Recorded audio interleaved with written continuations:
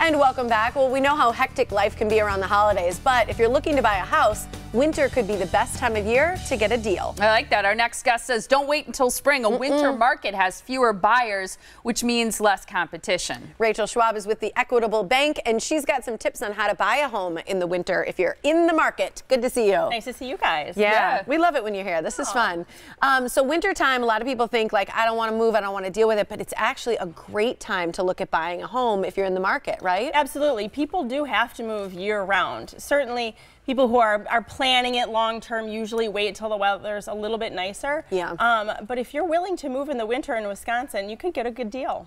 That's great. And part of it is because there are fewer buyers. But just the idea that somebody has to move, I think sometimes you can get your price. Right? Yeah, they've got to make an offer. All right, so one of the things that you suggest if you're ready to make a move this winter, things to consider is to be flexible with your schedule. Yeah, it's the holidays. We're all really busy, right? Parties and concerts and shows that we're going to, family events. So be patient. Be patient with the realtor, with the sellers, with you know, the appraisers and all of those people too. And weather also plays a part in that. If it's really bad weather, it might take an appraiser or an inspector a little bit more time to get out there. That's a great point. Just even the communication back and forth might be a little slower than normal. This, I think, is a phenomenal tip. I never would have thought about it, so I think people should listen to this one, is ask for a photo of the home during other seasons, because winter can hide a lot. Yeah, well, right now we don't have any snow. It's 55 degrees out, but the snow, I'm sure, is coming for us Probably any day now. In a week, right? Sure. And then that hides a lot of imperfections or a lot of really ugly yards and things that haven't been taken care of. So ask to see some pictures of the house when it is nice weather. Yeah, I think, and sometimes too, people have things they want to show off. Yeah. Like flowers, or their landscaping is really nice, but it doesn't look so great during the winter. So I think sometimes people are very excited to show you those pictures. Absolutely. Documentation for the condition and maintenance of things that you can't see. You also suggest it kind of goes hand in hand with the snow and hiding ugly things. If there are rotten boards on a deck, for example, you might not see that because there's a foot of snow over it. Those are things that you want to have documentation that they're in good working condition. This goes back to what you were saying before, but really this is the time of year you can ask for below, or you can offer below the asking price. Yeah, generally when there's fewer buyers on the market is when you have an advantage as a buyer. But you do have to be careful, because even though this market today is still pretty competitive, there's not a lot of houses on the market compared to how many buyers. So you're going to get a better deal than maybe you would have got in, say, July or August.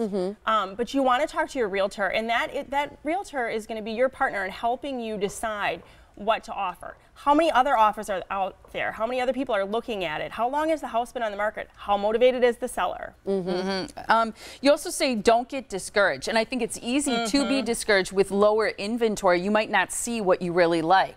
Yeah, don't get too excited, like, oh, I have to get this. Oh, there's an offer on that. Oh, there's an offer on that. Yeah.